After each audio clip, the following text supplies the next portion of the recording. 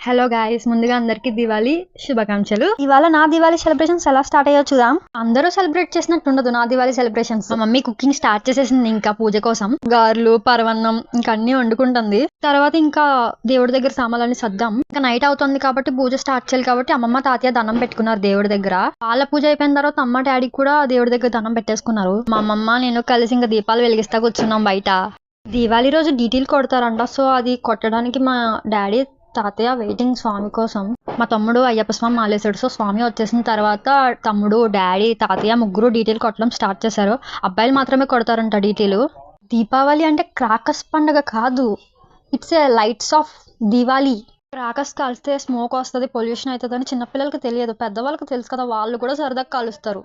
Reality ఏంటంటే crackers కాల్చినప్పుడు వచ్చే smoke వల్ల ఎయిర్ పొల్యూషనే కాదు, సమ్ పర్సన్స్ ఉంటారు ఆస్మా పర్సన్స్ అని, బ్రీతింగ్ అందని వాళ్ళు, లంగ్స్ ప్రాబ్లం ఉన్న వాళ్ళకి ఆ స్మోక్ పడిందంటే అసలు వాళ్ళని పట్టుకోలేం, అంత హెల్త్ ఇష్యూస్ వస్తాయి దానివల్ల. అందరూ ఎట్లా చేసుకుంటారో తెలియదు, నేను మాత్రం ఇట్లానే చేసుకున్నాను ప్రతి year. Once again happy Diwali to all.